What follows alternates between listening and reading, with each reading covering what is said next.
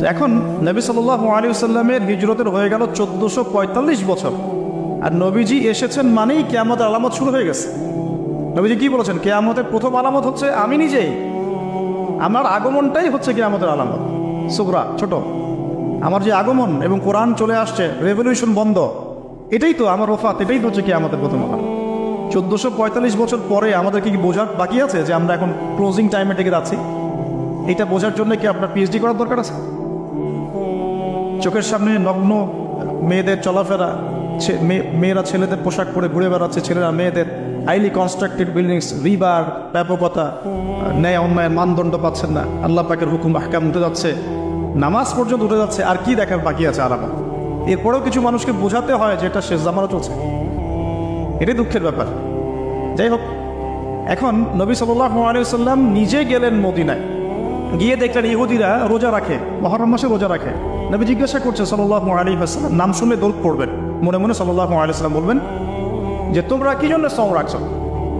ইহুদিরা বললেন বা বলল যে আনজাল্লাহু আযজা ওয়া জাল মূসা ওয়া কওমা, এই দিনে আল্লাহ রাব্বুল আলামিন মূসা আলাইহিস সালাম এবং তার কওম মানে বনু ইসরাঈলকে নাজাত দিয়েছেন। ওয়া গরাকা ফিরআউন ওয়া কওমা, এবং আল্লাহ রাব্বুল আলামিন এই দিনেই ফিরআউন এবং তার কওমকে ডুবিয়ে দিয়েছেন। এই দিনে আল্লাহ রাব্বুল আলামিন মূসা আলাইহিস সালাম আর ফিরআউনকে মূসা আলাইহিস সালাম এবং তার সাথীদেরকে উদ্ধার করেছেন, ফিরআউন এবং তার দলবলকে ডুবিয়ে দিয়েছেন। কোন সাগরে? লোহিত সাগরে। এই জন্য শুকরিয়া স্বরূপ মূসা আলাইহিস সালাম সওম রেখেছেন, এই জন্য আমরাও সওম রাখি। তখন নবী সাল্লাল্লাহু আলাইহি ওয়াসাল্লাম বললেন যে নাহনু আহাক ওয়া আউলা বিমূসা মিনকুম, আমরা মানে উম্মতে মুহাম্মাদি, আমরা তোমাদের চাইতে মূসা আলাইহিস সালামের অনেক বেশি হকদার। এই জন্য আমরা এই 10ই মুহররম সওম রাখি, আশুরার দিন। আর নবীজি বললেন তোমরা খালিফুল ইয়াহুদ, তোমরা ইহুদিদের বিরোধিতা করো। তাই তিনি বলছেন আমি আগামী বছর বেঁচে থাকলে 9 তারিখ বা 11 তারিখ আরও একটা সওম বেশি রাখবো। তার মানে আমরা আমাদের আমল পাচ্ছি এই মাসে বেশি বেশি সওম রাখা, স্পেশালি 9, 10, 11 পারলে এই 3টা সওম রেখে দেওয়া। যদি এটাও না করতে পারি অ্যাটলিস্ট 10 সওম রাখা। কী হবে? নবী সাল্লাল্লাহু আলাইহি ওয়াসাল্লাম বলছেন আহতাসিবু ইনদাল্লাহ, আল্লাহর কাছে আমি আশা করি যে আইয়ুকাফিরু আস-সানাতাল্লাতী ক্বাবলা, এই একটা সওম রাখলে আল্লাহ রাব্বুল আলামিন আপনার আমার 1 বছর বিগত জীবনের সমস্ত গুনাহ মাফ করে দেবেন ইনশাআল্লাহ। স্কলাররা বলেন যেটা সগীরা গুনাহ, আমি এই ব্যাখ্যা করতে চাচ্ছি না। আল্লাহর কে জানে, আল্লাহ পাক যদি তাকে তৌফিক দেন সে যদি তওবা করে তার কবিরা গুনাহ তো আল্লাহ মাফ করতে পারেন না? আচ্ছা, তাহলে আমরা আমাদের আমল দুটো পেয়ে গেলাম। 1, এই মাসে নর্মালি বেশি বেশি সওম রাখবো। 2, 9, 10, 11 সওম রাখবো। যদি এটাও না করতে পারি কমপক্ষে 10ই মুহররম অবশ্যই সওম রাখবো ইনশাআল্লাহ। আল্লাহ পাক তৌফিকের আয়াত করুন। এখন আসুন, এই মাসে আরও একটা আমল নবীজি বলেছেন, যদিও এই হাদিসটা সম্পর্কে ইমাম তিরমিজির কিতাবে আছে, হাদিসটা একটু গরীব, কিন্তু আমি ফজিলতের স্বার্থে কথাটা বলছি। নবী সাল্লাল্লাহু আলাইহি ওয়াসাল্লাম বলেছেন, সাহাবী এসে জিজ্ঞাসা করছেন যে এই মাসে আমি বেশি বেশি সওম রাখবো, ফজিলতটা কি? নবী করিম সাল্লাল্লাহু আলাইহি ওয়াসাল্লাম বলছেন যে এই মাসে আল্লাহ রাব্বুল আলামিন বিগত অনেক সম্প্রদায়ের তওবা কবুল করেছিলেন। সুবহানাল্লাহ, এই মাসে আল্লাহ পাক বিগত অনেক সম্প্রদায়ের তওবা কবুল করেছেন এবং আগামীতেও অনেকের তওবা কবুল করবেন ইনশাআল্লাহ। তো তার মানে আমরা বুঝলাম আমাদের আরেকটা আমল এই মাসে বেশি বেশি, এই তো মাশাআল্লাহ, বেশি বেশি তওবা ইস্তেগফার করা। এখন আসুন আমি ইস্তেগফারের আপনাদেরকে 2-3টা দোয়া শেখাই দেই ছোট্ট করে। 1 নাম্বার, যারা একটু পড়াশোনা করেন মাশাআল্লাহ তারা এইটা পড়বেন, সাইয়্যিদুল ইস্তেগফার। সাইয়্যিদুল ইস্তেগফার আমার সাথে বলবেন, আল্লাহুম্মা আনতা রাব্বি লা ইলাহা ইল্লা আনতা খলাকতানি আনা আবদুক ওয়া আনা আলা আহদিক ওয়া ওয়া'দিকা মাসতাতা'ত আউযু বিকা মিন শাররি মা সানা'ত আবুউ লাক বিনি'মাতিকা আলাইয়া ওয়া আবুউ বিযানবি ফাগফিরলি ফাইন্নাহু লা ইয়াগফিরুয যুনুবা ইল্লা আনতা। এই যে আমরা গত লেকচারে বলেছিলাম যে আমাদের ইবাদতগুলো অন্তঃসারশূন্য হয়ে যাচ্ছে এই কারণে, বিকজ আমরা অর্থটা বুঝি না। এই যে দোয়াটা আপনি করলেন, নবী সাল্লাল্লাহু আলাইহি ওয়াসাল্লাম বলেছেন যে এই দোয়া পড়ার পরে যদি কেউ সকালে পড়ে রাত্রের আগে মারা যায় জান্নাতে চলে যাবে। রাতে পড়ে সকালের আগে ইন্তেকাল করলে জান্নাতে চলে যাবে। কি পড়লাম? আল্লাহ পাক বলছেন, নবী সাল্লাল্লাহু আলাইহি ওয়াসাল্লাম বলছেন, আল্লাহুম্মা হে আল্লাহ আনতা রাব্বি, আল্লাহ তুমি আমার রব, খলাকতানি তুমি আমাকে সৃষ্টি করেছো, আনা আবদুক আমি তোমার বান্দা, ওয়া আনা আলা আহদিকা আমি তোমার সাথে যে অঙ্গীকার করেছি এর উপরে আছি, মাস্তাতা থাকার চেষ্টা করছি, আমি সাধ্যমতো থাকার চেষ্টা করছি। আবুউল্লাহি বিনিআমাতিকা আলাইহি, আমার উপরে আমার যে উপরে তুমি যে নিয়ামত দিয়েছো আল্লাহ, এগুলো আমি স্বীকার করছি। হে আল্লাহ, তুমি আমার উপর যত নিয়ামত দিয়েছো আমি স্বীকার করছি। ও আবুউ বিযামবি, আমার যত গুনাহ আল্লাহ সব স্বীকার করছি। এভাবে যদি বান্দা আল্লাহর কাছে দোয়া করে, আল্লাহ মাফ করুন না, সুবহানাল্লাহ, ফাগফিরলি, আল্লাহ আপনি আমাকে মাফ করুন, ফাইন্নাহু লা ইয়াগফিরু যুনুবা ইল্লা আনতা, এখন আপনি ছাড়া যুনুব কেউ ক্ষমা করতে পারে না। ব্যাস, এবার বুঝে এটা যদি না পড়েন অ্যাটলিস্ট এতটুকু, আস্তাগফিরুল্লাহ আল্লাযী লা ইলাহা ইল্লা হুয়াল হাইয়ুল কাইয়্যুম ওয়া আতুবু ইলাইহি, এইটুকু। আর এটাও যদি না পড়েন, না পড়াটা একটু লজ্জার যদিও বা, তাও যদি না পড়েন তাহলে বলবেন আস্তাগফিরুল্লাহ ওয়া আতুবু ইলাইহি, আস্তাগফিরুল্লাহ ওয়া আতুবু ইলাইহি। আচ্ছা, তাহলে আমরা কাজগুলো পেয়ে গেলাম। এখন আসুন, আমরা কেন রোজা রাখছি? নবী করিম সাল্লাল্লাহু আলাইহি ওয়াসাল্লাম এখানে উদ্দেশ্যটা বলছেন। এই দিনে কি করা হয়েছে? মুসা আলাইহিস সালাম এবং তার কওমকে নাজাত দেওয়া হয়েছে, ফিরআউন তার কওমকে ডুবিয়ে দেওয়া হয়েছে। এই তো, এই রোজার সাথে কিন্তু হুসাইন রাদিয়াল্লাহু আনহুর কারবালার শাহাদাতের কোনো সম্পর্ক নাই। এটা একটা আকীদা পরিষ্কার করে নেবেন। হুসাইন রাদিয়াল্লাহু আনহুর কারবালার ঘটনা হয়েছে নবী সাল্লাল্লাহু আলাইহি ওয়াসাল্লামের ইন্তেকালের 60 বছর পরে। শরীয়ত ক্লোজ হয়ে গেছে না নবী সাল্লাল্লাহু আলাইহি ওয়াসাল্লাম ইন্তেকালের সাথে সাথে? নাকি আরও শরীয়ত আসবে? শরীয়তের কোনো নতুন বিধান কি এরপরেও চালু করা যাবে? এই দিনে অনেক ঘটনা ঘটেছে। এই ঘটনাগুলোর সম্পর্কে কিছু দুর্বল বর্ণনা আছে বিধায় আমি বলছি না পাবলিকলি। বলা হচ্ছে এই দিনে নূহ আলাইহিস সালামের কিস্তি, ওই যে কিস্তি প্লাবনে ভেসে ভেসে এই দিনে যদি পাহাড়ে এসে নোঙর পড়েছে, এরকম অনেক ঘটনা। এই দিনে মুসা আলাইহিস সালামকে নাজাত দেওয়া হয়েছে, এই দিনে ফিরআউনকে ডুবিয়ে দেওয়া হয়েছে, এরকম অনেক ঘটনা আছে। কিন্তু এই দিনে রোজা রাখার উদ্দেশ্য হচ্ছে এই নাজাতে মুসা। এইটা হুসাইন রাদিয়াল্লাহু আনহুর শাহাদাতের কষ্টে রাখছি না আমরা, ওইটা আমাদের জন্য আরেকটা জায়গা। ওই জায়গাটা নিয়ে আমি পরে কথা বলছি, যে হুসাইন রাদিয়াল্লাহু আনহুর শাহাদাত, ওইটা থেকে শিক্ষাটা, ঘটনাটা এই 10 মুহররমে ঘটে গেছে। এটা আল্লাহ পাকের তাকদিরে ছিল, এই দিনেই ঘটনাটা ঘটে গেছে। এই ঘটনা ঘটার আগেই নবী সাল্লাল্লাহু আলাইহি ওয়াসাল্লাম রোজা রাখতেন। এমন না যে এই ঘটনা ঘটার পরে সাহাবীরা রোজা রাখা শুরু করেছেন, ব্যাপারটা কি তাই না? মূল জিনিসটা বুঝি, তারপর হুসাইন রাদিয়াল্লাহু আনহুর শাহাদাতের দিকে যাবো ইনশাআল্লাহ। আমরা দোয়া করি আল্লাহ পাক আমাদের সবাইকে হুসাইন রাদিয়াল্লাহু আনহুর মতো সাহস, কারেজ দান করুক, তাদের মতো বীরত্বপূর্ণ ঈমান দান করুক, এবং জুলুমের বিরুদ্ধে তার মতো দাঁড়িয়ে যাওয়ার মানসিকতা দান করুন। আল্লাহ পাক সারা দুনিয়া থেকে এজিদদেরকে ধ্বংস করুন, এবং রাসূল সাল্লাল্লাহু আলাইহি ওয়াসাল্লামের কলিজার টুকরা নাতি হুসাইন রাদিয়াল্লাহু আনহুকে আল্লাহ পাক জান্নাতের উচ্চ মর্যাদা দান করুন। তো এখানে দেখুন, মুসা আলাইহিস সালামের নাজাতের সাথে আশুরার ঘটনা জড়িত। আর একটা কথা আমি বলে দিই, মুসা আলাইহিস সালাম, তার কওম, ফিরআউন এবং শেষ জামানা দাজ্জাল, জেরুজালেম, ইহুদি, এদের সবার সাথে একটা যোগসূত্র আছে। একটু বোঝার চেষ্টা করবেন। আবার বলছি, রোজাটা রাখছি আমরা আশুরার স্মৃতিতে, ওই স্মরণে। এই আশুরার দিন, এর ঘটনা, মুসা আলাইহিস সালামের কওম, ফিরআউন, বনু ইসরাইল, এখনকার জেরুজালেম, জিউসদের উত্থান, শেষ জামানা, এই প্রত্যেকটা বিষয় কানেক্টেড আছে। আমি জানি না কিভাবে আমি শব্দ নিয়ে আপনাদেরকে বুঝাবো। আমি এখন লেকচারগুলোতে বলি যে আমি লাস্ট 3-4 বছর থেকে একটা প্রবলেম ফেস করছি। অনেক কিছু বুঝতে পারছি, কিন্তু আমি আপনাকে বোঝাতে পারছি না। আমি কোন ভাষা প্রয়োগ করবো বা কীভাবে সিকোয়েন্স সাজাবো আমি আসলেই বুঝতে পারছি না। বিশ্বাস করেন, এগুলো শুধু বাইরের কথা বললাম, ভিতরে এমন অনেক কথা আছে যার 30 থেকে 40% আমি বলতে পারছি, বাকি 60% কথা আমি বলতে পারছি না। এখন আপনি ইন্টেলেকচুয়াল অডিয়েন্স হয়ে বুঝে নিয়েন যে কেন বলতে পারছি না, কী কারণে, এটা আপনাদেরকে বুঝে নিতে হবে। তো এখন দেখুন প্রিয় ভাইয়েরা, একটু আমার দিকে খেয়াল করুন। নবী মুসা আলাইহিস সালাম, কোরআন আপনি খুলবেন, 44টা জায়গায়, কয়টা জায়গা? 532টা আয়াত আছে। সুবহানাল্লাহ, 44টা জায়গায় 532টা আয়াতে আল্লাহ রাব্বুল আলামিন মুসা ফিরআউন আমাদেরকে বলেছে। কোরআন কাদের জন্য? আচ্ছা, আমাদেরকে এই ঘটনাটা বারবার বলার কি কারণ? আল্লাহ পাক কেন এতবার করে মুসা আলাইহিস সালাম আর ফিরআউনের ঘটনা আমাদেরকে বলছেন? কারণ কি? আমাদের উম্মার সাথে তার কি সম্পর্ক হচ্ছে নবী সাল্লাল্লাহু আলাইহি ওয়াসাল্লামের সোনালী যুগ যেটা, সেটা চলে যাওয়ার পরে এই ফিতনার যুগে সারা বিশ্ব জুড়ে নতুন নতুন ফিরআউনদের উদ্ভব হবে ইনশাআল্লাহ। হয়েছে কি হয় নাই? এবং এটা চিরায়ত পরিণতি। আল্লাহ পাক এই এতবার করে 532 বার এই মানুষদেরকে ফিরআউনের গল্প কেন শোনাচ্ছেন? যাতে ফিরআউনের পরিণতি সম্পর্কে সচেতন হয়, যাতে ওরাও ফিরআউনের পরিণতি সম্পর্কে সচেতন হয়। কে ফেরাউন? তার নাম রেমেসিস টু। রেমেসিস তো ফেরাউন কোনো নাম নয়, এটা একটা রাষ্ট্রীয় পদ, ঠিক আছে? তো তার একটা নাম ছিল, আমি নামটা এই মুহূর্তে স্কিপ করে ফেলছি, সম্ভবত আল্লাহ মাফ করো, আমি নামটা বলে গেছি। তো রেমেসিস টু হচ্ছে তার একটা নাম, আরেকটা নাম আছে আল্লাহ মাফ। তো কি কারণে সে ফেরাউন হলো? কেন তাকে ফেরাউন বলা হচ্ছে? এক দেখুন, ইউযাববিহুনা আবনাআকুম ওয়া ইস্তাহয়ুনা নিসাআকুম। মুসা আলাইহিস সালামের কওমের বনু ইসরাঈলের ছেলেদেরকে মেরে ফেলছে, মেয়েদেরকে জীবিত রাখছেন। সারা বিশ্ব জুড়ে তোমরা কি মুসলমান ছেলেদেরকে মেরে ফেলছো না? এখন আমরা তাদেরকে বলতে চাই, মেসেজ দিতে চাই, সারা বিশ্ব জুড়ে নব্য ফেরাউনরা মুসলিম ছেলেদেরকে মেরে ফেলছে না, এখন মেয়েদেরকে জীবিত রাখছে না? এদেরকে মেসেজ দেওয়া হচ্ছে 532 বার, এদেরকে মেসেজ দেওয়া হচ্ছে। কে ফেরাউন? যে বলছে আনা রব্বুকুমুল আ'লা, আমি তোমাদের মহান রব। সারা ওয়ার্ল্ড যারা চালাচ্ছে তারা এই দাবি প্রত্যক্ষভাবে না করলেও পরোক্ষভাবে ঠিকই করছে।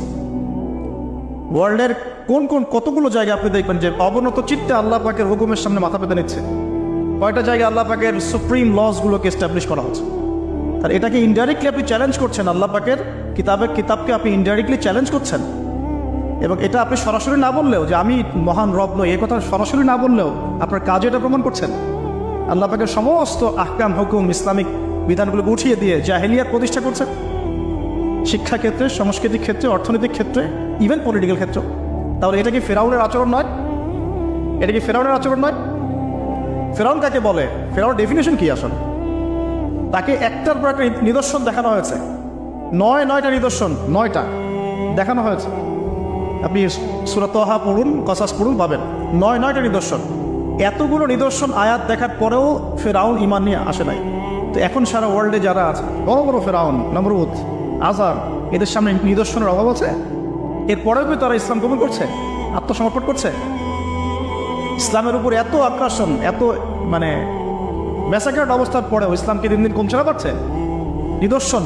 নিদর্শন মুসলিমদের উপরে এত সাংস্কৃতিক আগ্রাসন, শিক্ষাক্ষেত্রে আগ্রাসন, অর্থনৈতিক আগ্রাসন, পলিটিক্যাল আগ্রাসন, এরপরেও কি মুসলিমরা কমেছে না বেড়েছে? নিদর্শন।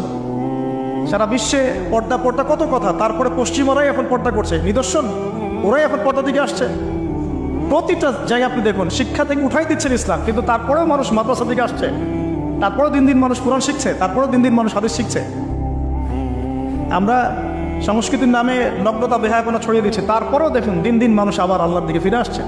যুব সমাজকে নাস্তিক বানানোর জন্য কত কি না করলাম আমরা, কত কি যে করলাম যুবদিকে নাস্তিক বানানোর জন্য, কিন্তু তারপরেও ইয়াংদের একটা বড় অংশ দিন দিন ইসলামের দিকে ফিরে আসছে। আলহামদুলিল্লাহ। দেখুন এখনও কিন্তু ফেরাউনদের সামনে নিদর্শন যাচ্ছে। সবচেয়ে বড় কথা, তারা আল্লাহ পাকের অথরিটি, আমরা সভারেন্টি বলি যেটাকে, এইটা দাবি করেছিল ফেরাউন। এখন সেই সভারেন্টি দাবি করছে আমরা বড় বড় সংস্থাগুলোর মধ্য দিয়ে। আপনি আমাকে সরাসরি জিজ্ঞাসা করলে আমি বলবো ইউনাইটেড নেশনস একটা ফেরাউন, অফকোর্স ফেরাউন। আর সে ওয়ার্ল্ড ছাড়া ওয়ার্ল্ডকে আল্লাহ পাকের হুকুম আহকাম থেকে বের করে মানুষের হুকুম আহকামের দিকে নিয়ে গেছে। সিম্পল। এখন আশুরার সাথে এগুলোর কি সম্পর্ক? এবার এই বিষয়টা দেখুন, একটু খেয়াল করুন, একটু মনোযোগ দিন। নবী মুসা আলাইহিস সালামকে আল্লাহ রাব্বুল আলামিন জন্ম দিয়েছেন কোন বছর জানেন? যেই বছর ওই সন্তান জন্মটা স্থগিত ছিল, মানে 1 বছর তারা সন্তান জবাই করা। জ্যোতিষীরা বলেছিল একজন আসবে তোমার সিংহাসন কেড়ে নিবে। মুসা আলাইহিস সালামের নাম উল্লেখ করা হয় নাই। ফেরাউন খুব সতর্ক, এরপর থেকে যে বাচ্চাই জন্ম নেয় হত্যা করা হয়। সুবহানাল্লাহ। এখন সারা বিশ্বে বাচ্চাদেরকে হত্যা করা হচ্ছে না? আপনি ইয়েমেনের দিকে তাকান, সিরিয়ার দিকে তাকান, লেবানন, জর্ডান দেখেন, প্যালেস্টাইনের দিকে তাকান, প্যালেস্টাইনের দিকে তাকান, কতগুলো বাচ্চা, নিরীহ বাচ্চাদেরকে এত মারার পরেও আলহামদুলিল্লাহ আল্লাহ পাক ওইখানকার মাদের গর্ভে যমজ সন্তান দান করে। দেখবেন পৃথিবীর সবচেয়ে বেশি যমজ সন্তান হয় ছেলে সন্তান প্যালেস্টাইনে। সুবহানাল্লাহ, আল্লাহ পাকে দেখেন। মুসা আলাইহিস সালামকে আল্লাহ পাক জন্ম দিয়েছেন পরের বছর, মানে যে বছর জবাই করা চলছে তার পরের বছর মুসা আলাইহিস সালাম জন্ম নিয়েছে। এবার তার মা তো ভীত সন্তুষ্ট, কি করবেন, কিভাবে হবে? ফেরাউন জানতে পারলে তো মেরে ফেলা হবে। এখন আল্লাহ পাক তাকে ওহী করলেন। এই ওহীটা নবুয়ত না, কিন্তু মনের মধ্যে ইলহাম। এটা কি বলি? ইলহাম। যে তুমি তোমার সন্তানকে ভাসিয়ে দাও। কোথায় ভাসাবে? কোনো মা পারবে? বলে তো মারা কেটে পারবে? ও মুসা আলাইহিস সালামের মায়ের কলবটা কেঁদে উঠলো। আল্লাহ পাক বলছেন আমি যদি তার কলবকে দৃঢ় না রাখতাম সেই কাজ করতে পারতো না। সুবহানাল্লাহ। তার অন্তরকে দৃঢ় কে রাখে? আমরা সেই আল্লাহর কাছে অন্তরের কলবের দৃঢ়তা কামনা করি। আমি এই জায়গা থেকে একটু মনোযোগ দিয়ে বুঝতে হবে, আস্তে আস্তে শেষ করে দিব। এবার আল্লাহ রাব্বুল আলামিনের শান এবং তার পরিকল্পনা দেখুন। আল্লাহ পাক মূসা আলাইহিস সালামের চেহারার মধ্যে মোহাব্বত, ভালোবাসা দিয়ে দিয়েছেন। মানে সুবহানাল্লাহ। অনেক মানুষ আছে না, বাচ্চা দেখলে মহব্বত জাগে, ভালো লাগে, খুব আদর করতে ইচ্ছা করে। ফেরাউনের ঘরে সন্তান নাই, তার স্ত্রী পানির ঘাটে, বাচ্চা চলে আসলো, বাচ্চা দেখে সে বলছে মাশাআল্লাহ, এত চমৎকার একটা সন্তান, ফুটফুটে বাচ্চা। ফেরাউনের কাছে নিয়ে গিয়ে বলছে একে রেখে দেই, লা তাকতুলু, তাকে হত্যা করো না, আসা ইয়ানফাআনা আও নাত্তাখিযাহু ওয়ালাদা, তাকে আমরা রেখে দিই, হয়তো সে উপকারে আসবে, অথবা কোনো আমরা তাকে সন্তান হিসেবে গ্রহণ করতে পারি। তো ফেরাউন কিন্তু খুব সতর্ক ছিল, তারপরেও আল্লাহ পাক তারই ঘরে মূসা আলাইহিস সালামকে বড় করলেন। সুবহানাল্লাহ। আর মূসা আলাইহিস সালাম, ফেরাউনের স্ত্রী দুধও পান করছে না, তখন মূসা আলাইহিস সালামের একজন বোন আছে, সে গিয়ে তাদেরকে খবর দিল যে আমরা কি তোমাদেরকে হাল আদুল্লুকুম আলা মান ইয়াকফুলুহ, এমন একজনের কথা বলবো যে মূসাকে দুধ পান করাবে, এই বাচ্চাকে দুধ পান করাবে। আল্লাহ পাকের কি কৌশল, আল্লাহ পাক ওই মায়ের কোলেই আবার মূসা আলাইহিস সালামকে ফিরিয়ে দিলেন। এদিকে মায়ের দুধ খাচ্ছে, ফেরাউনের ঘরে বড় হচ্ছে, আবার ফেরাউন একটা বড় অঙ্কের হাদিয়া তার মাকে দিচ্ছে দুধ পান করানোর জন্য। সুবহানাল্লাহ। আল্লাহ পাকের পরিকল্পনা দেখেন। আমি আসলে বুঝাতে পারছি না ভাই, আমার ল্যাঙ্গুয়েজের প্রবলেমের কারণে মাফ করবেন। অনেক তথ্য মাথায় থাকলে কথা বলাও টাফ হয়ে যায়। তো সুবহানাল্লাহ, আল্লাহ পাকের পরিকল্পনা দেখুন। যে নবী মুহাম্মদ সাল্লাল্লাহু আলাইহি ওয়াসাল্লামকে মক্কা থেকে তাড়িয়ে দিচ্ছে মানুষ, আল্লাহ রাব্বুল আলামিন সেই মক্কা নবীর পায়ের সামনে এনে দিলেন। সুবহানাল্লাহ। মাত্র 8 বছরের ব্যবধানে।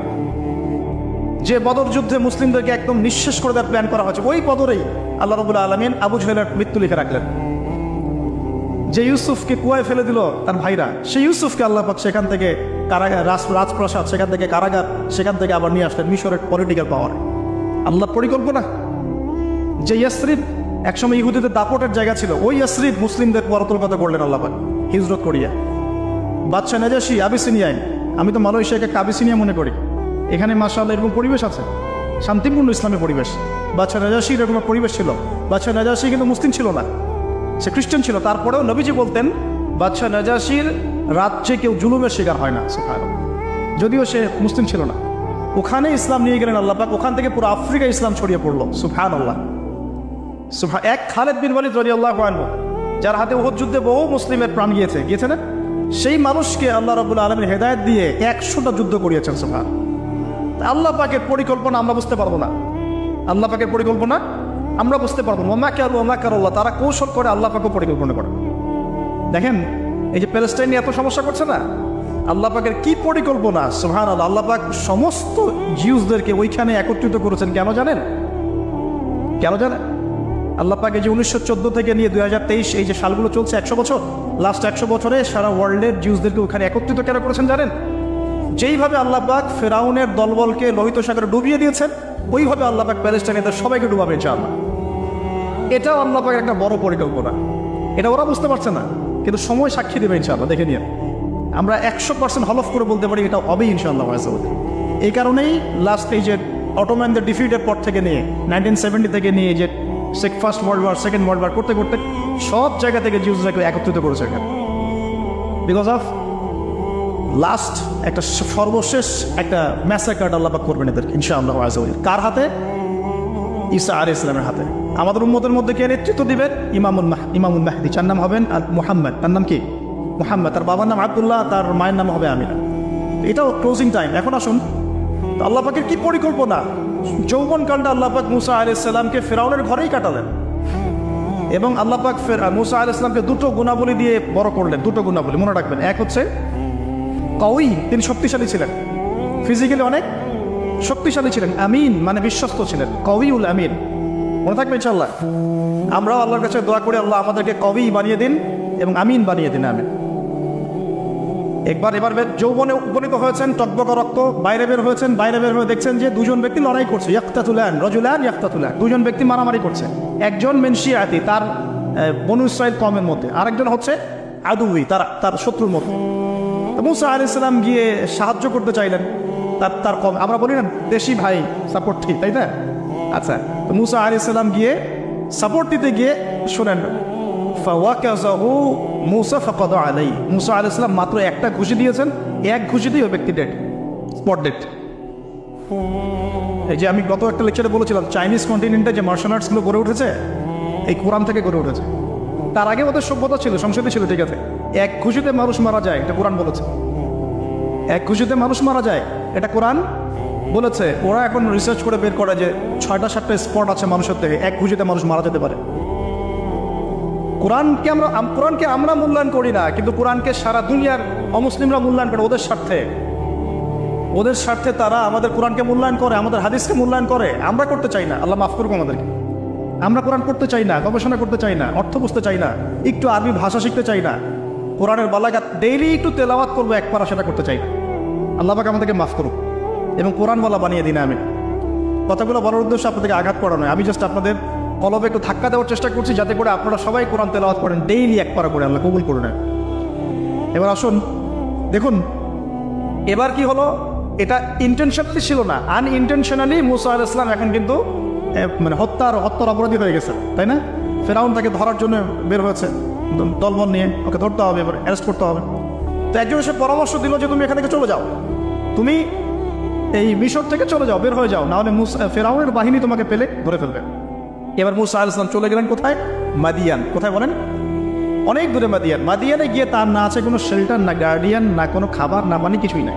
ঠিক নবী সাল্লাল্লাহু আলাইহি ওয়াসাল্লামের সাহাবীরা হিজরত করেছেন আবিসিনিয়ায়, নবীজি হিজরত করেছেন একবার তায়েফে, ওখানে মার খেয়ে চলে আসতে হয়েছে না, মনে আছে?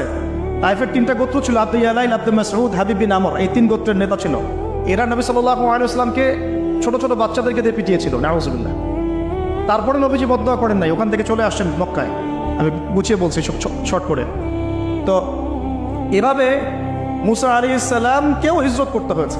দেখেন, আবার নবীজিকে হিজরত করতে হচ্ছে মদিনায়। তার মানে হিজরা বিষয়টা ইসলামের সাথে সম্পৃক্ত। পরিবেশ পরিস্থিতি অনুকূলে না থাকলে, যেখানে ভালো পরিবেশ সেখানে গিয়ে মানুষ থাকতে হবে। আলহামদুলিল্লাহ এখানে ভালো পরিবেশ আছে, আপনারা ভালো পরিবেশ পেয়েছেন। কিন্তু যারা চ্যালেঞ্জ গ্রহণ করে সমাজের জাহেরিয়াতগুলোকে সরানোর চেষ্টা করবে, সংস্কারের চেষ্টা করবে, তারা আল্লাহর কাছে অনেক বেশি পছন্দের। তার মানে প্রথম ফাইট আমাদেরকে করতে হবে। করতে গিয়ে এক পর্যায়ে যদি দেখি যে না পারছি না, তখন কি? হিজরা। এটা মাথায় রাখতে হয়। এখন নবী সাল্লাল্লাহু আলাইহি ওয়াসাল্লামকেও করতে হচ্ছে। মুসা আলাইহিস সালাম চলে গেলেন মিশর থেকে কোথায়? মাদিয়ানে। তখন আরেকজন নবী ছিলেন, তার নাম কি? শুআয়ব আলাইহিস সালাম। মাশাআল্লাহ, শুআয়ব আলাইহিস সালাম। শুআয়ব আলাইহিস সালাম সম্পর্কে আল্লাহ পাক বলেছেন তিনি অত্যন্ত চমৎকার বাগ্মী ছিলেন, মানে তিনি নবীদের মধ্যে অনেক সুন্দর করে কথা বলতে পারতেন। সুবহানাল্লাহ, সুবহানাল্লাহ। তো শুআয়ব আলাইহিস সালামের কওমের নাম কওমে মাদিয়ান। বলে রাখি, এই কওমে মাদিয়ানকে আল্লাহ রাব্বুল আলামিন ধ্বংস করেছেন সর্বপ্রথম ভূমিকম্প দিয়ে। কি দিয়ে? পৃথিবীতে সর্বপ্রথম যে জাতিকে ভূমিকম্প দিয়ে ধ্বংস করা হয়েছে তার নাম কওমে মাদিয়ান। কেন ধ্বংস করা হয়েছে? মাপে কম দিত। কি করতো? যেটা এখনকার ওয়ার্ল্ডের ইকোনমিক সুন্নাহ, নাউযুবিল্লাহ। মানুষকে ঠকানো এখনকার ওয়ার্ল্ডের ইকোনমিক সুন্নাহ। এবং এই মানুষকে ঠকানোর জন্য ইকোনমিক সেকশনে রিবা চালু করা হয়েছে। রিবা, সব জায়গায় রিবা, এভরি সিঙ্গল সেক্টর, যেটা under the foundation of world bank or IMF। রিবা আছে কি নাই? আর আমরা তো রিবাটাকে এখন মনেও করি না যে মায়ের সাথে জেনা করছি, মায়ের সাথে জেনা করছি। এটাই তো হাদিসের কথা। রিবার 70 শাখা আছে পাপের, 73 শাখা আছে পাপের, সর্বনিম্ন শাখা মায়ের সাথে জেনা করা, নাউযুবিল্লাহ। তো এটা ইকোনমিক সুন্নাহ হয়ে গেছে না এখন, মানুষকে ঠকানো, মাপে কম দেওয়া, রিবা। আর আমরা তো মাশাআল্লাহ ঘুষ ছাড়া কিছু হয় না, দুর্নীতি ছাড়া হয় না, টেবিল পাসই হচ্ছে না। আল্লাহ মাফ করুক আমাদেরকে। তবে এগুলা আমাদের ইবাদতকে নষ্ট করে ফেলছে, কারণ হারাম রিজিক থাকলে ইবাদত দোয়া কবুল হয় না। আল্লাহ পাক আমাদেরকে হালাল খাওয়ার তৌফিক দান করুন। এখন প্রিয় ভাইরা, ওখানে গিয়ে কিচ্ছু নাই, নিঃস্ব অবস্থায় কি দোয়া করতে পারেন একজন মানুষ, এই দোয়াটা শিখে নেন। ইনশাআল্লাহ আপনার জীবনের সমস্ত সংকট কেটে যাবে ইনশাআল্লাহ। আমি নিজেও এই দোয়াটা বেশি বেশি করার চেষ্টা করি। দোয়াটা হচ্ছে, মুসা আলাইহিস সালাম একটা গাছের নিচে হেলান দিয়ে বসলেন, বসে দেখলেন দুজন মেয়ে দাঁড়িয়ে আছে দূরে, পানি নিতে পারছে না। লোকজন পানি নিয়ে যাচ্ছে, ওরা দাঁড়িয়ে আছে বেচারি। মুসা আলাইহিস সালাম গিয়ে বললেন, কি সমস্যা আপনাদের? এটা নিয়ে আপনারা আবার মেয়েদের সাথে কথা বলার চেষ্টা করেন। তো মাহারাম গায়রা মাহারাম মেনে চলি। তারা বললো যে আমাদের বাবা অনেক বৃদ্ধ মানুষ, আমরা পানি নিতে পারি না যতক্ষণ না আমাদের কম পানি নিয়ে চলে যায়। মুসা আলাইহিস সালাম তো একটু বললাম না, ফিজিক্যালি খুব স্ট্রং ছিলেন, থাকে না বডি বিল্ডার, সামনে গিয়ে কথা বলে এই সরব পানি দিতে দাও, তখন মানুষ একটু মূল্যায়ন করে না। তো মুসা আলাইহিস সালাম এভাবে পানি নিয়ে দিলেন এবং বাছুরদেরকে পানি পান করালেন, করিয়ে গাছের নিচে এসে বসে আছেন। বসে বসে তিনি দোয়া করছেন। এই যে দোয়াটা তিনি দোয়া করছেন, রব্বি, একটা নেক কাজ করলেন না, মানুষের উপকার করলেন, নেক কাজ করে এসে গাছের নিচে বসে দোয়া করছেন, আল্লাহ এখানে তো আমার খাবার পানি বাসস্থান কিছুই নাই, আমি কি করব? রব্বি ইন্নি লিমা আনজালতা ইলাইয়া মিন খায়রিন ফাকির। রব্বি ইন্নি লিমা আনজালতা ইলাইয়া মিন খায়রিন ফাকির। আবার বলেন রব্বি ইন্নি লিমা আনজালতা ইলাইয়া মিন খায়রিন ফাকির। অর্থ হচ্ছে, হে আল্লাহ, তুমি তোমার পক্ষ থেকে আমার উপরে যে নেয়ামতগুলো দিবে, আমি এর জন্য ফকির হয়ে বসে আছি। অর্থ বুঝে পড়বেন ভাই, নামাজ রোজা হজ জাকাত যাই করেন আল্লাহর ওয়াস্তে অর্থ বুঝে পড়বেন। অর্থ বুঝে পড়লে আপনার ইবাদতের স্বাদ পাবেন, তৃপ্তি পাবেন, আল্লাহর সাথে কানেকশন হবে, আল্লাহর নূর পাবেন, মাআরিফত পাবেন, সত্য স্বপ্নও দেখবেন তখন ইনশাআল্লাহ। তখন শুয়ে শুয়ে সত্য স্বপ্ন দেখবেন ইনশাআল্লাহ। আল্লাহ পাক তৌফিক দান করে দেন। এবার আল্লাহ পাকের সাহায্য নেমে আসলো, ওই দুই মেয়ের মধ্যে একজন হেঁটে হেঁটে চলে আসে। এবার এই মেয়ের হাঁটা সম্পর্কেও কোরআন কথা বলেছে, সুবহানাল্লাহ। এই মেয়ে কিভাবে হেঁটে এসেছে এই হাঁটার বর্ণনাও কোরআন দিয়েছে। কোরআন বলেছে এই মেয়ে হেঁটে আসছে লাজুক পায়ে। কি পায়ে? এখন আপনি এই পুরো ওয়ার্ল্ডের মেয়েদের হাঁটা দেখেন, লজ্জা আছে? তাহলে মেয়েদের সাথে লজ্জা একটা গভীর সম্পর্ক আছে। এই মেয়ের প্রশংসা আল্লাহ পাক কোরআনে করলেন, লাজুক পায়ে লাজুক ভঙ্গিতে অবনত নয়নে সে হেঁটে আসলো। এখন আপনি কেলে যান, গোটু খেয়ে আপনাদের টিন টাওয়ারে যান, দেখেন সবার হাঁটা চলো দেখেন। হায়া হায়া লজ্জার কোনো বালাই আছে এখানে? আমি গত লেকচারে বলেছিলাম যে আদম আলাইহিস সালাম এবং হাওয়া আলাইহিস সালাম, ইবলিস তাদের সাথে প্রথম যে আচরণ করেছে ওই ফল খাওয়ানোর পরে, সেটা কি? তাদের গা থেকে পোশাক খুলে পড়ে গেছে, মানে নগ্ন করে দিয়েছে আমাদের পিতামাতাকে। মহাবিশ্ব নগ্ন করে দিয়েছে কে? ইবলিস। এখন এই পৃথিবীতে আমরা যারা নগ্নতার চর্চা করছি তার কার এজেন্ট আমরা বুঝতে বাকি আছে? আমার কথা কি বুঝতে পারছেন কিনা? এই কানেকশন মেলানোর চেষ্টা করো, ডটসগুলো মেলানোর চেষ্টা করে সামনে যাই। প্রিয় ভাই, এই মেয়ে এসে বলছে আমার বাবা আপনাকে ডাকেন, আমার বাবা আপনাকে ডাকছেন। তিনি গেলেন, বাবা শুআয়ব আলাইহিস সালাম। তখন এক বোন ইনডাইরেক্টলি বাবাকে বোঝাচ্ছে যে বিয়ে শাদী দিলে ভালো হয়। এক বোন বলছে যে আপনি তো তাকে পুরস্কৃত করতে চাচ্ছেন, তাহলে এরকম কবিও না, আমিন, একজন মানুষকে সবচেয়ে ভালোভাবে পুরস্কৃত করা যায় তার যথাযোগ্য প্রতিদান দেওয়ার মধ্য দিয়ে। তো মেয়ের ইশারা বাবা বুঝেছেন, তিনি নিজের এক মেয়ের সাথে মুসা আলাইহিস সালাম বিয়ে দিলেন, সুবহানাল্লাহ। তবে শর্ত দিলেন, দেনমোহর কি? মোহর তো নাই। মোহর কি? এবার মোহর হচ্ছে 8 বছর তোমাকে আমার ফার্মে কাজ করতে হবে। এটা আগেকার একটা স্টাইল ছিল, সুন্নাহ। এটা এখন নাই, যদিও আগে এরকম ছিল যে দেনমোহর দেওয়ার জন্য এই একটা পদ্ধতি ছিল। যেমন ইয়াকুব আলাইহিস সালামের ক্ষেত্রেও এরকম 7 বছরের কথা আসছে, তিনি 7 বছর তার শ্বশুরের ফার্মে কাজ করেছেন। এটা নতুন ছিল না ওই সময়, এটা কমন ছিল।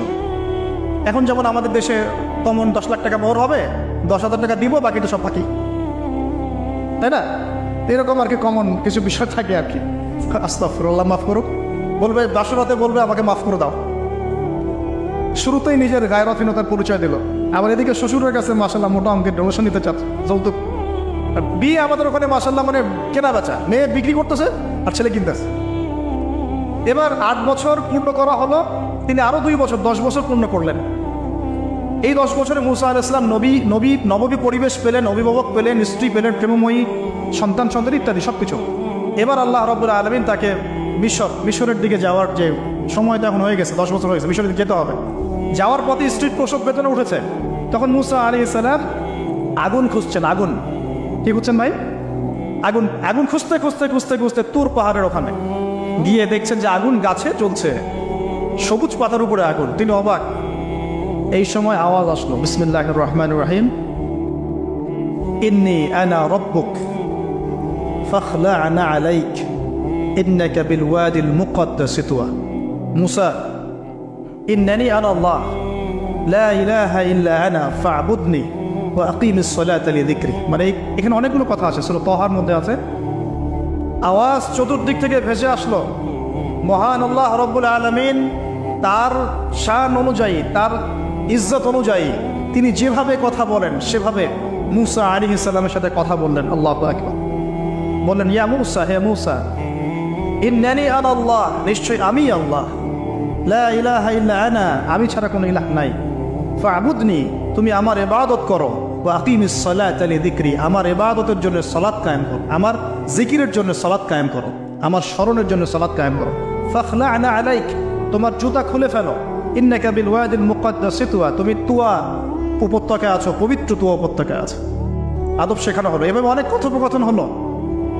নবী মুসা আলাইহিস সালাম ভয় পেয়ে গেলেন এবং আল্লাহ পাক আরো কথা বললেন, ওয়ামা তিলকা বিয়ামিনিকা ইয়া মুসা, তোমার ডান হাতে এটা কি?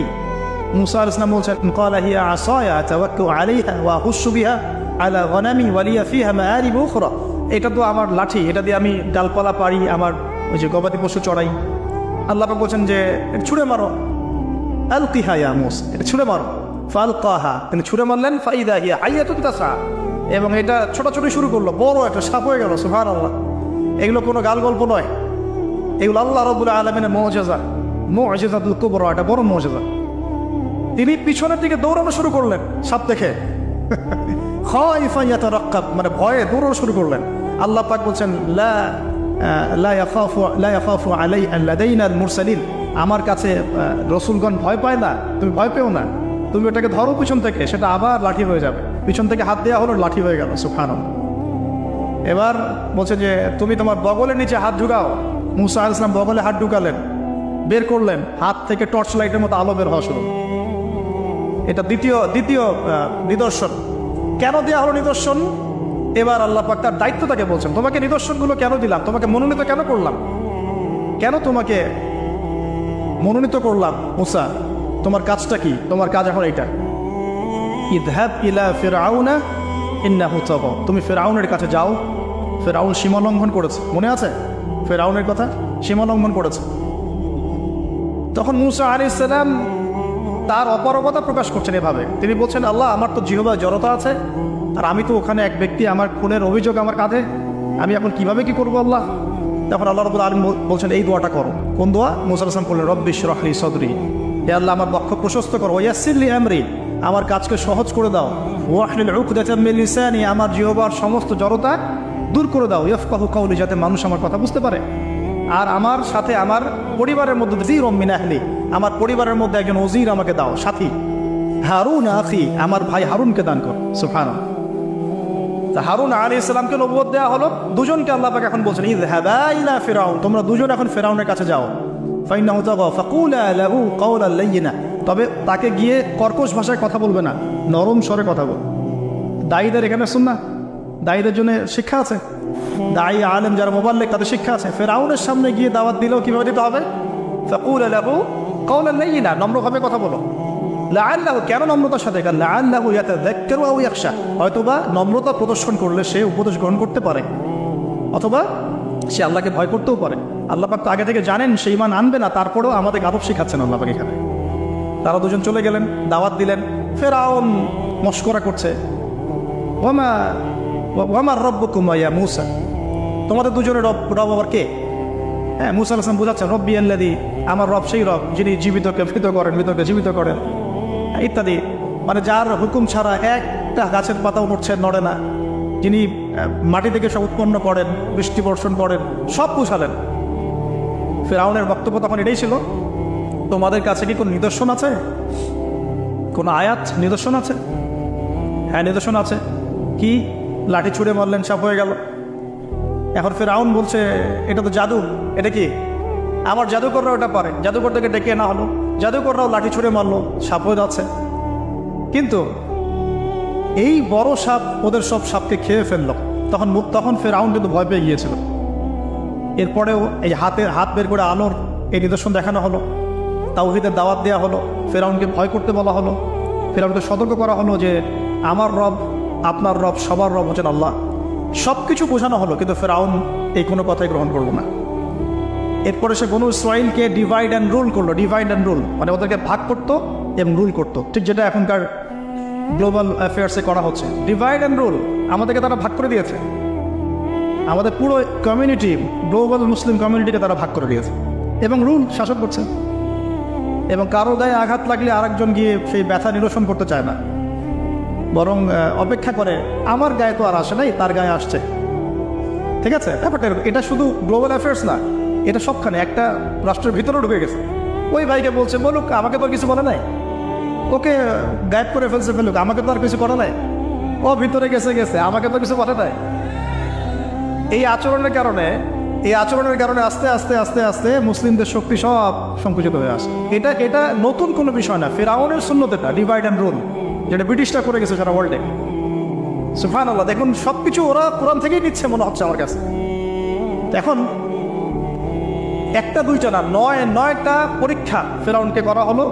মুসা আলাইহিস সালাম যখন বলেন দোয়া করেন তখন গজব উঠে যায়। ফেরাউন তখন এসে বলে যে ঠিক আছে তুমি দোয়া করো, তাহলে আমরা বনু ইসরাইলকে ছেড়ে দিব। যখনই মুসা আলাইহিস সালাম দোয়া করে গজব উঠে যায়, সে আর বনু ইসরাইলকে ছাড়ে না। এখন এভাবে 9টার বর্ণনা আসছে। একবার আসছে পঙ্গপালের শাস্তি, একবার আসছে ব্যাঙের শাস্তি, একবার আসছে মহামারীর শাস্তি, একবার আসছে উকুনের শাস্তি, একবার রক্তের নদী। এরকম 9টা আযাব আল্লাহ পাক দিয়েছেন কাদেরকে? এই ফেরাউনের সম্প্রদায়। সর্বশেষ, আমি লম্বা করলাম না, সর্বশেষ যেটা হয়েছে, কারণ আমি কনক্লুশনে কিছু পয়েন্ট বলবো। সবশেষে যেটা হলো 20 বছর, কত বছর? প্রায় 20 বছর জুলুম করলো ফেরাউন দাওয়াত পাওয়ার পরে। প্রায় 20 বছর। দাওয়াত পাওয়ার আগের কথা তো বাদ, ইসলামের দাওয়াত পাওয়ার প্রায় 20টা বছর সে বনু ইসরায়েলকে এভাবেই টর্চার করতে থাকলো। 9টা নিদর্শন আসলো, কোনোটাই সে গ্রহণ করলো না। এবং সর্বশেষ তার কল ছিল যে আমি ছাড়া তোমাদের কোনো রব আছে এটা আমি জানি না, নাউজুবিল্লাহ। এবং সূরা নাবার মধ্যে আল্লাহ বলেছেন যে ফেরাউন বলেছিল আনা রব্বুকুমুল আ'লা, আমি তোমাদের মহান রব, নাউজুবিল্লাহ। এই ছিল ফেরাউনের শেষ স্টেটমেন্ট। এবার মুসা আলাইহিস সালাম বনু ইসরায়েলকে নিয়ে চলে যাচ্ছেন মিশর থেকে। ফেরাউন দলবলে ধাওয়া করছে, সামনে সাগর আর পিছনে ফেরাউনের বাহিনী। মুসা আলাইহিস সালাম এখানে বনু ইসরায়েলকে নিয়ে একটা রিম রক বলি আমরা, যেটা পাহাড়ে উঠতে সামনে যেতে না পারে পিছনে যেতে না পারে, এরকম একটা অবস্থা। এই সময়ে মুসা আলাইহিস সালামের গোত্রের কিছু মানুষ বলেছিল যে ইয়া মুসা ইন্না লামুদরাকুন, হে মুসা আমরা তো ধরা পড়ে গেলাম, আমরা মনে হয় ধরা পড়ে গেলাম। এই অবস্থাতে মুসা আলাইহিস সালাম বলেছিলেন একটু বোঝার চেষ্টা করেন, পিছনে ফেরাউনের বিশাল বাহিনী, সামনে সমুদ্র, যাওয়ার কোনো জায়গা নাই, একদম কোনো জায়গা নেই, খালি চোখে কোনো জায়গা দেখা যাচ্ছে না। ওই সময় খালি চোখে, বাহ্যিক চোখ দিয়ে কোনো উপায় দেখা যাচ্ছে না। বাহ্যিক চোখে ওই সময় কোনো উপায় দেখা যাচ্ছে না নিষ্কৃতির, নাজাতের। ঠিক এখন সারা ওয়ার্ল্ডে বাহ্যিক চোখে মুসলিমদের নাজাতের কোনো পথ দেখা যাচ্ছে না।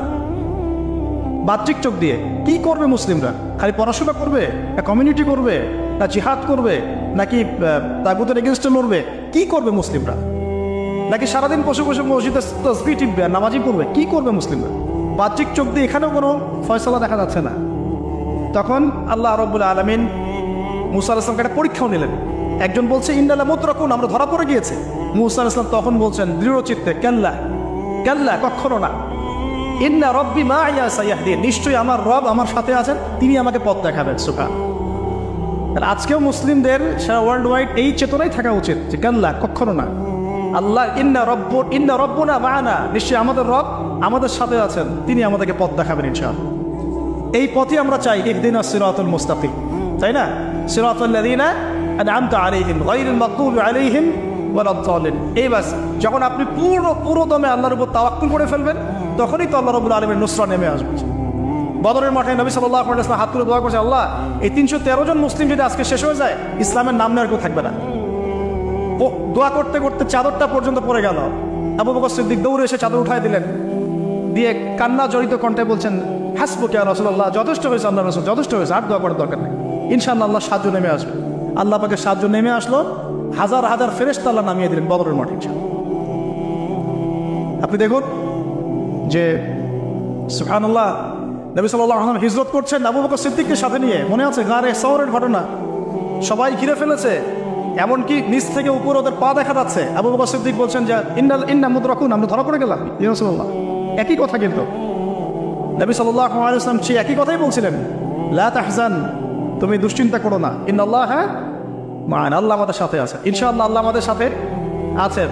তবে কাদের সাথে আল্লাহ থাকবেন? যারা নামাজ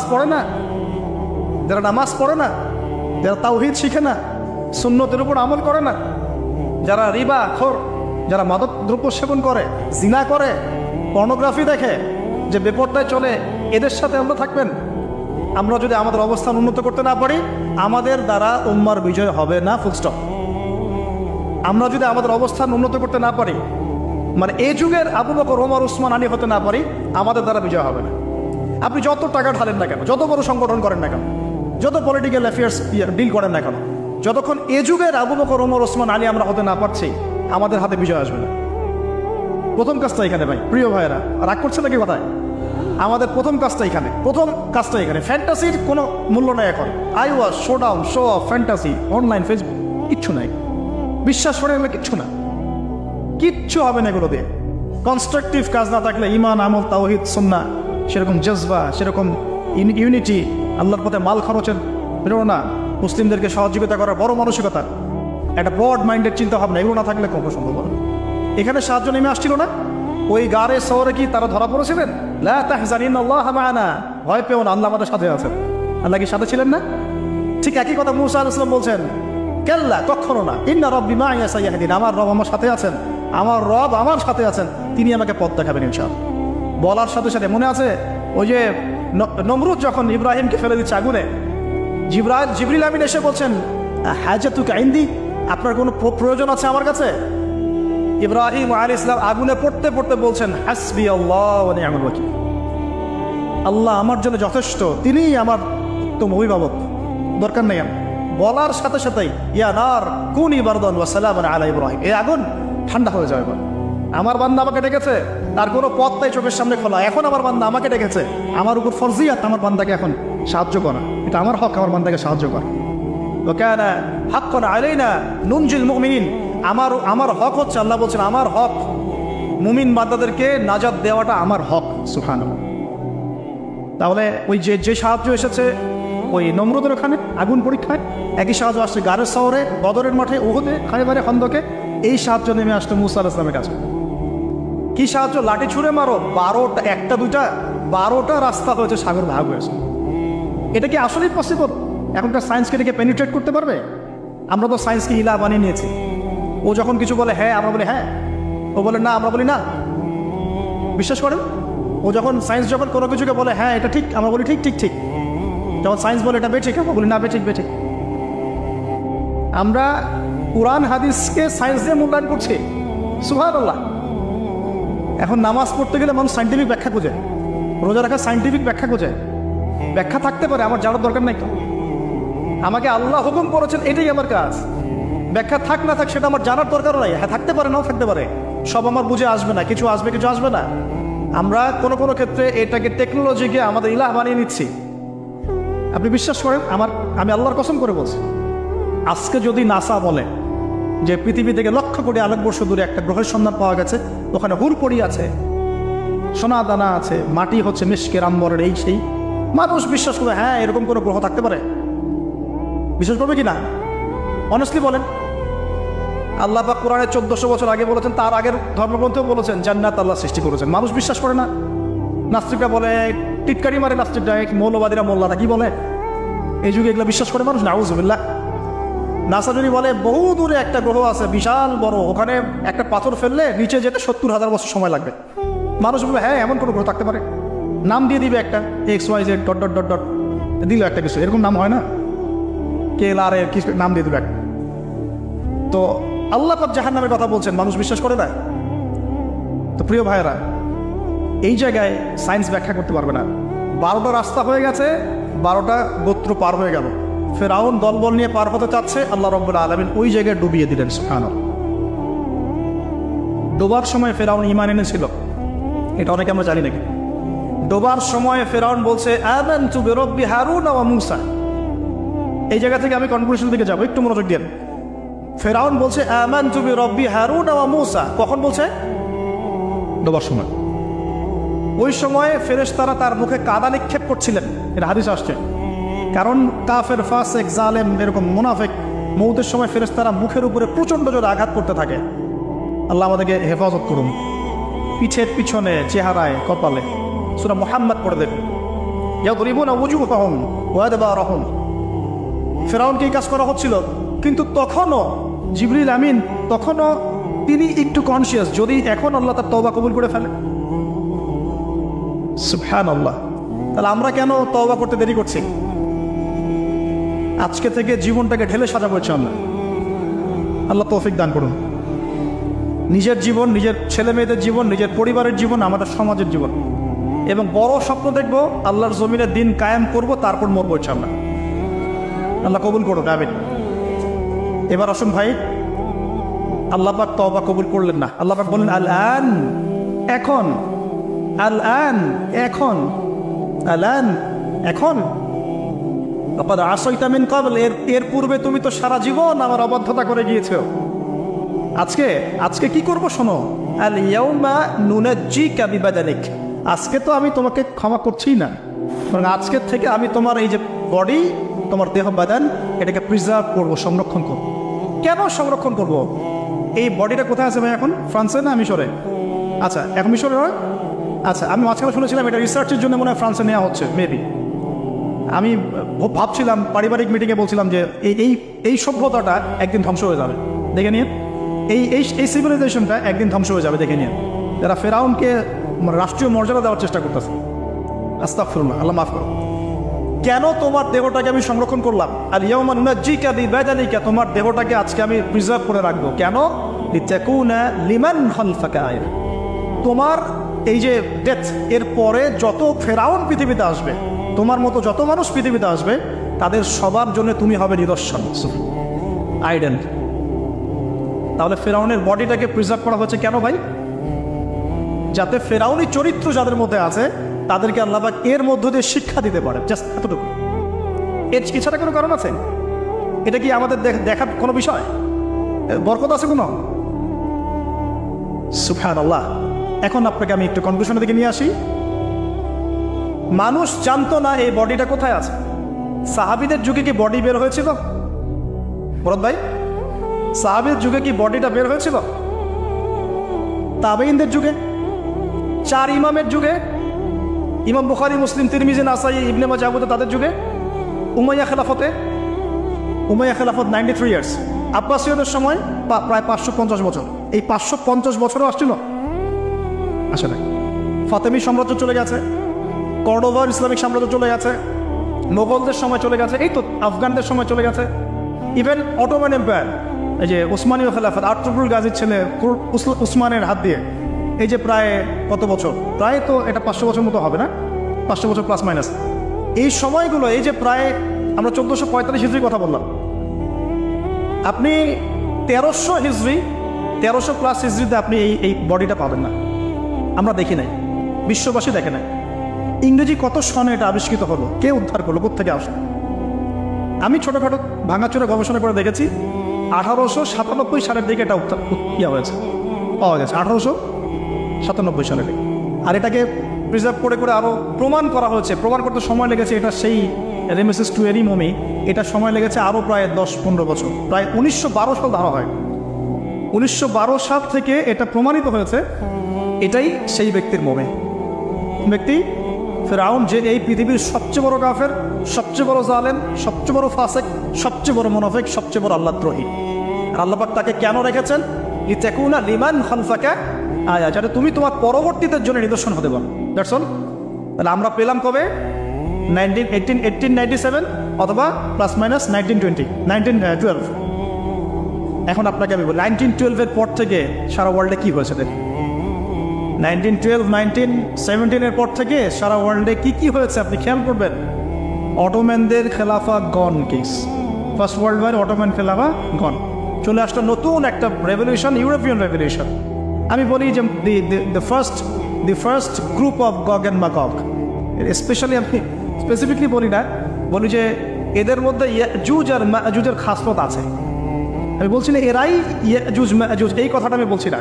আমি বলছি এদের মধ্যে মাস্ট বি, অবভিয়াসলি 100% ইয়াজুজ মাজুজের খাসলত আছে, চরিত্র আছে। এবং এই হাদিসটা আমার মধ্যে আমার ইয়াকিন হয়ে গেছে আপনাদের কে এলে এসে, যখন আমি ওই 21 নিচে বসে কফি খাচ্ছিলাম, আমার ইয়াকিন হয়ে গেছে যে এদের মধ্যে ইয়াজুজ মাজুজের খাসলত আছেই আছে। পরে আমি হাদিসটা আপনাদেরকে শোনাবো, শেষে পরে শোনাবো। এবার শোনেন, এই 1917 থেকে আপনি দেখবেন খেলাফা কন, নতুন revolution come from European civilization. আচ্ছা, তারপরে এই 1970 থেকে দেখবেন আপনি প্যালেস্টাইন গন, জেরুজালেম গন। আর মুসা, ফেরাউন, এর সাথে বনু ইসরায়েলের সম্পর্ক আছে কিনা? আর বনু ইসরায়েলের সাথে আমাদের সম্পর্ক আছে কিনা? নবী সাল্লাল্লাহু আলাইহি ওয়াসাল্লাম ইন্তেকালের কয়েকদিন আগ পর্যন্ত তিনি বলেছিলেন যে ইহুদিদেরকে আমার জাজিরাতুল আরব থেকে বের করে দিবে, বলেছিলেন কিনা? বনু কুরাইজা, বনু কাইনুকা, বনু নাজির, যাদের কথা বললাম, সবার সাথে যুদ্ধ হয়েছে কিনা? খায়বারের যুদ্ধ, আলী রাদিয়াল্লাহু আনহু ফাত হয়েছে কিনা? তাদের সাথে আমাদের কি মিউচুয়াল সম্পর্ক ছিল না কনফ্লিক্ট ছিল? এবং সবচেয়ে বেশি শত্রুতা কারা পোষণ করেছিল আমাদের প্রতি? খ্রিস্টানরা, আমাদের হিন্দু ভাইরা, মুশরিকরা, মুনাফিকরা না ইহুদিরা? মিলাতে পারবেন আপনি? তার মানে এবং শেষ জামানায় তারাই আমাদের জায়গা দখল করে আছে এবং তারাই আমাদের ভাইদের উপর নির্যাতন করছে এবং তারা দাবি করছে আমরাই সেই বনু ইসরাঈল। নাউজুবিল্লাহ। 1917 পরে এগুলো রিমার্চ করেছে। অটোম্যান এম্পায়ার ডিফিটের পরে প্যালেস্টাইন আমাদের হাত থেকে চলে গেছে এবং জেরুজালেম এই পবিত্র জায়গা যেখান থেকে শেষ জামানায় 40 বছর ঈসা আলাইহিস সালাম খেলাফা এস্টাবলিশ করবেন, সেই জায়গা আমাদের হাত থেকে চলে গেছে। এর আগ পর্যন্ত কি এভাবে কখনো চলে গিয়েছিল? কখনো না। ওমর রাদিয়াল্লাহু আনহুর সময় বিজয় হয়েছে, সালাদুল আইয়ুবের সময় হয়েছে, আরও অনেক সময় জাহের বারবারসের সময় হয়েছে, অনেক সময় হয়েছে। কিন্তু এভাবে কখনো পুরোপুরিভাবে হাত থেকে আমাদের চলে যায় না। শুধু কি চলেই গিয়েছে, বরং 1970 পর থেকে তারা সারা ওয়ার্ল্ডের সমস্ত জিউসদেরকে ওই জায়গায় একত্রিত করে ফেলেছে। এই ঘটনা কি ইতিহাসে কখনো হয়েছিল কিনা? আপনি একটু হিস্ট্রি ঘেটে দেখেন। 1917 পরে 1920 আগে কখনো এভাবে পুরো ওয়ার্ল্ডের জিউসরা কি একটা জায়গায় ঘাঁটি গাড়তে পেরেছিল কি না? শুধু কি ঘাঁটি গেড়েছে, না তারা সেখানে একটা স্টেটও কায়েম করেছে? শুধু কি স্টেট কায়েম করেছে, নাকি তারা সেখানে শক্তিশালী হয়েছে? বলেন, তারা শক্তিশালী হয়েছে কিনা? এবং সারা ওয়ার্ল্ডের বড় বড় ডিপার্টমেন্টগুলো, politics, economics, banking system, finance, আপনার মিলিটারি অ্যাফেয়ার্স, পারমাণবিক নিউক্লিয়ার ওয়েপন্স এবং টেকনোলজি, এগুলো কাদের হাতে? বলেন, ওদের হাতে কিনা? এই যে আল্লাহ সুবহানাহু ওয়া তাআলার এইভাবে হয়তো পরিকল্পনা, ওই যে বললাম 1920 আর 1897 এই সময়ের মধ্যেই সারা ওয়ার্ল্ডে একটা রেভলিউশনও ফর্ম করেছিল। এর নাম জায়নিস্ট মুভমেন্ট। এর নাম কি? Zionist movement. এই জায়নিজমটা উত্থান হয়েছে এই 1897 সময় থেকেই, যখন ফেরাউনের মমি পাওয়া গেছে তখন থেকে। আর ফেরাউনকে কাদের জন্য নিদর্শন বলা হচ্ছে? জালেমদের জন্য। আর এরা সারা বিশ্বে জুলুম করছে। অতএব ফেরাউনের এই বডিটা এই পুরো সম্প্রদায়ের জন্য একটা বড় নিদর্শন হয়ে আছে এখন পর্যন্ত। এবার লাস্ট এই 17 থেকে আপনি 2023 পর্যন্ত হিসেব করে দেখেন, কনক্লুশন বলি, হিসেব করে দেখবেন আমরা আমাদের খিলাফা হারিয়ে ফেলেছি। মুসলিম উম্মাকে বিটস অ্যান্ড পিসেস অনেকগুলো কান্ট্রিতে ভাগ করে দেওয়া হয়েছে। প্রত্যেকটা কান্ট্রির মধ্যে মাশাআল্লাহ সেকুলারিজম, ডেমোক্রেসি, ন্যাশনালিজম, কমিউনিজম ছড়িয়ে পড়েছে। ধর্মতাত্ত্বিক শিক্ষাগুলোকে কমানো হয়েছে। আপনার ইকোনমিক সেকশনে রিবাকে প্রমোট করা হয়েছে। পলিটিক্যাল অ্যাফেয়ার্সে আল্লাহ পাকের বিধানকে উঠিয়ে দিয়ে তাগুতি বিধান চালু করা হয়েছে, খোলামেলা বলছি। তারপরে পর্দা, বেহায়াপনা, জেনা, পর্নোগ্রাফি, এভরি সিঙ্গেল যে কুফর, হারাম, যেগুলা কাবিরায়, কাবায়ের, এগুলোকে প্রমোট করা হয়েছে লাস্ট 100 বছর। আপনি এই লাস্ট 100 বছরে আপনি আবু বকর, ওমর, ওসমান, আলীর সেই যুগ পাচ্ছেন না। ইভেন মুসলিমদের মধ্যে হাজারটা দলে দলে আমরা ভাগ হয়ে গেছি। শক্তি নাই, স্ট্রেংথ নাই, কাদা ছোড়াছড়ি, গিবত, তহমত, হ্যাঁ, এক ভাইয়ের সমালোচনা করতে বলে আরেকজন ক্রেডিট মনে করে, কে কার গলায় ছুরি চালাবে, এই তো চলছে। আবার ওয়ার্ল্ড ওয়াইড একজনকে মারলে আরেকজন হাসে, আমার গায়ে তো আসে না, ওর গায়ে আসছে আসুক। আবার কেউ ওদের সাথে হাত মিলিয়ে কাজ করছে, কেউ ভিতরে মুনাফিক হয়ে যাচ্ছে, কেউ ভিতরে ওদের সাথে মিলে যাচ্ছে। এই তো চলছে সারা লাস্ট 100 বছর। এখন লাস্ট 100 বছরে এরা তাদের জায়গা থেকে কি শক্তিটা পেল? তারা পলিটিক্যালি স্ট্রং হলো, এদের উপর নির্মম নির্যাতন চালাতে থাকলো। 4টা যুদ্ধ করেছে আরবরা, একটা তো জিততে পারে না, একটাতেও না। এবং পলিটিক্যাল পাওয়ারের সাথে ইকোনমিক পাওয়ার গ্যাপ করেছে। মিলিটারি অ্যাফেয়ার্স, অস্ত্রশস্ত্র, ফাইন্যান্স, এইটা সেটা সব কিছু ওদের কন্ট্রোলে এখন। এরপরেও কি আমাদের বুঝতে বাকি থাকার উচিত যে আসলে এই যে শেষ জামানার দাজ্জাল, ইমামুল মাহদী, ইবনে মারইয়াম, এগুলো এই জায়গা কেন্দ্র করেই হবে? তাহলে এখন কি ওই দিকে আমরা যাচ্ছি না? এখন প্রিয় ভাইরা, পরিণতিটা একটু বলে কনক্লুশনে যাই। যে পরিণতি আল্লাহ রাব্বুল আলামিন মুসা আলাইহিস সালামের সাথে কনফ্লিক্ট করা ফেরাউনের হয়েছে, ফেরাউন এবং তার দলবল হয়েছে, সেই একই পরিণতিকে পুরো রিপিট করার জন্য আল্লাহ রাব্বুল আলামিন তাদেরকে আবার এই জায়গায় একত্রিত করেছে। এখন কনক্লুশন হচ্ছে, আমরা আমাদের স্ট্রেংথ হারালেও তারা একটা ধোকার মধ্যে আছে। 1, 2, তারা যাকে একটু মনোযোগ দেবেন প্রিয় ভাইরা, শেষ করে দিচ্ছি। তারা যার অপেক্ষায় বসে আছে সেই ব্যক্তি প্রকৃত মাসিহ নয়। সেই ব্যক্তি হচ্ছেন একজন মিথ্যা মাসিহ, তার নাম মাসিহুদ দাজ্জাল। লাস্ট 100 বছর তারা এত স্ট্রেংথ গেইন করার পিছনে একটা কারণ হতে পারে, আল্লাহ ভালো জানেন, যে মাসিহুদ দাজ্জাল তাদেরকে নিয়েই সারা ওয়ার্ল্ডকে রুল করবে, এটা কিন্তু হাদিসে আসছে। মসিহুদ দাজ্জাল যখন ওয়ার্ল্ডকে রুল করবে তখন তার সাথী হবে জিউসরাই, এবং জিউসদের মধ্যে সবাই কিন্তু খারাপ না। কোন ইহুদি কোন খ্রিস্টানদের সম্পর্কে সতর্ক থাকতে বলেছেন আল্লাহ পাক আমাদেরকে, লা তাত্তাখিযুল ইয়াহুদা ওয়ান নাসারা আউলিয়া বা'দুহুম আউলিয়াউ বা'দ, যারা একে অপরের বন্ধু। ইহুদি নাসারাদের মধ্যে যারা একে অপরের বন্ধু, এদেরকেই আমরা বলছি জায়নিস্ট। খেয়াল করে দেখেন, এদের সম্পর্কে আল্লাহ পাক আমাদেরকে সতর্ক থাকতে বলছেন, তাদেরকে বন্ধুরূপে গ্রহণ করতে নিষেধ করছেন। আল্লাহ পাক আরও বলছেন, তোমরা যদি তোমরা যদি ওদিকে মুখ ফিরাও, মানে মুখ ফিরিয়ে নাও, ইয়াস্তাবদিল কওমান গায়রাকুম, আল্লাহ পাক অন্য কওমকে তোমাদের স্থলাভিষিক্ত করবেন। আল্লাহ পাক এটাও বলেছেন, লা তাত্তাখিযুল ইয়াহুদা ওয়ান নাসারা আউলিয়া বা'দুহুম আউলিয়াউ বা'দ ওয়া মান ইয়াতাওয়াল্লাহুম মিনকুম ফাইন্নাহু মিনহুম, তোমাদের মধ্যে কেউ যদি ওদের দিকে মুখ ফিরায় সে তাদের অন্তর্ভুক্ত হয়ে যাবে। সূরা বাকারা পড়ে দেখেন, ওয়ালান তারদা আনকাল ইয়াহুদা ওয়ালান নাসারা হাত্তা তাত্তাবি'a মিল্লাতাহুম। হে নবী মুহাম্মদ সাল্লাল্লাহু আলাইহি ওয়াসাল্লাম, যতক্ষণ পর্যন্ত আপনি ইহুদি খ্রিস্টানদের মিল্লাত গ্রহণ না করছেন, তারা আপনার প্রতি সন্তুষ্ট হবে না। তো প্রিয় ভাই বোনেরা হয়তো নাই, প্রিয় ভাইয়েরা, সর্বশেষ কথা হলো, তারা পুরো ওয়ার্ল্ড ওয়াইড মুসলিমদের উপরে যে আগ্রাসনগুলো চালিয়েছে, প্রথমটা হচ্ছে নৈতিক, আমাদের নৈতিক জায়গাটা থেকে আমাদেরকে সরিয়ে ফেলা হচ্ছে। ইমানের ঘাটতি, প্রবলেমসগুলো বলছি, ইমানের ঘাটতি, নৈতিক স্থল, মানে আমরা অধঃপতন বলি যেটা, আমাদের মধ্যে ডিভাইডেশন, আমাদের পলিটিক্যাল অ্যাফেয়ার্স থেকে সরে আসা, আমাদের ইকোনমিক স্ট্রেন্থগুলো কমে যাওয়া, আমাদের পরিবারগুলোর ভাঙন, আমাদের প্রজন্ম গড়ার ক্ষেত্রে আমরা ব্যর্থ হয়েছি, আমাদের নতুন নতুন প্রজন্ম করতে ব্যর্থ হয়েছে। ওয়ার্ল্ডকে ডিল করতে পারে এমন ওলামায়ে কেরামদের একটা শ্রেণী তৈরি করতে আমরা ব্যর্থ হয়েছি অনেক ক্ষেত্রে, যারা কোরআন সুন্নাহকে দিয়ে ওয়ার্ল্ডটাকে ডিল করতে পারে। তারপরে ওদের এজেন্ডাগুলো ফাইন্ড আউট করতে আমরা ব্যর্থ হয়েছি, এবং ওরা কি বিষয় নিয়ে সামনে যাচ্ছে, they want to rule the world, তারা ওয়ার্ল্ডকে রুল করতে চায়। এই ওয়ার্ল্ডকে রুল করার জন্য এত কিছু। আশুরা মুহররমের শিক্ষার সাথে কত গভীর সম্পর্ক আছে এগুলার। মুহররম মাস কেন, কি হয়েছে এই মাসে, কাকে এই মাসে ডুবিয়ে দেওয়া হলো, তারা আবার কোথা থেকে রাইজ করবে এখানে, তাদের সাথে শেষ জামানে আমাদের কি সম্পর্ক, তাদের সাথে আমাদের শেষ জামানে কি সম্পর্ক, সেটা লাস্ট পয়েন্ট। সম্পর্কটা এই, তাদেরকে নিয়েই মসিহুদ দাজ্জাল সারা ওয়ার্ল্ডকে রুল করবে, এটা আপনি লিখে রাখেন। তাদেরকে নিয়েই মসিহুদ দাজ্জাল সারা ওয়ার্ল্ডকে রুল করবে, এবং তার রুলিংসটা এত স্ট্রং হবে যে অনেক বড় থেকে বড় মুমিন ও ঈমান চলে যাওয়ার সম্ভাবনা আছে।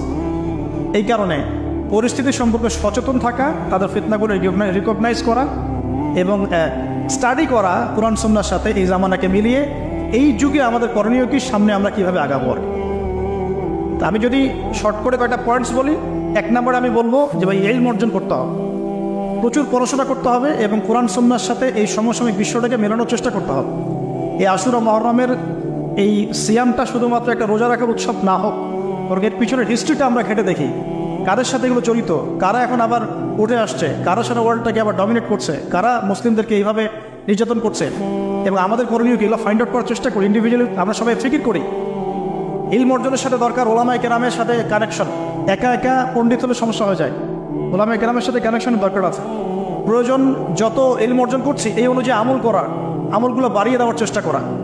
আমি যে বলেছি শুরুতে, এই যুগের আবু বকর, ওমর, ওসমান, আলী হতে হবে ইনশাআল্লাহ তাআলা। প্রয়োজন হালাল রিজিক, হারাম রিজিকের দিকে না যাওয়া, পর্দাটাকে শক্ত করে ধরার চেষ্টা করা, পারিবারিক মূল্যবোধ ঠিক করার চেষ্টা করা, মুসলিম কমিউনিটিগুলোর মধ্যে হৃদ্যতা, ভালোবাসা বাড়ানোর চেষ্টা করা, ওয়ার্ল্ড সম্পর্কে সচেতন থাকা, এবং কখন কি পদক্ষেপ নেওয়া উচিত এটা ভাবতে থাকা। এবং যখন দাওয়া দিব, আমরা সবাই দাওয়াতি কাজ করব, পার্ট টাইম হলেও সবাই দাওয়াতি কাজ করব, এবং দাওয়াটা শুধুমাত্র প্রোটেস্ট্যান্ট ভার্সন অফ ইসলামের দাওয়াত হবে না, পুরো টোটাল ইসলামের দাওয়াতটা আমাদেরকে দিতে হবে। ইসলামের তাওহীদ থাকবে, সুন্নত থাকবে, শিরিক বিদআত সব থাকবে, আপনাকে তাগুত কুফরও বুঝতে হবে, আপনাকে জিহাদ ইকামত দিনও বুঝতে হবে, পুরো বিষয়গুলোই থাকবে দাওয়াতের অংশ ইনশাআল্লাহ। এরপরে আমাদের যদি প্রজন্ম আমরা তৈরি করতে পারি, নিজেরা সচেতন হতে পারি, ইয়াং জেনারেশনকে বোঝাতে পারি ইনশাআল্লাহ, তখন আশুরার এই স্মৃতিগুলো সার্থক হবে ইনশাআল্লাহ।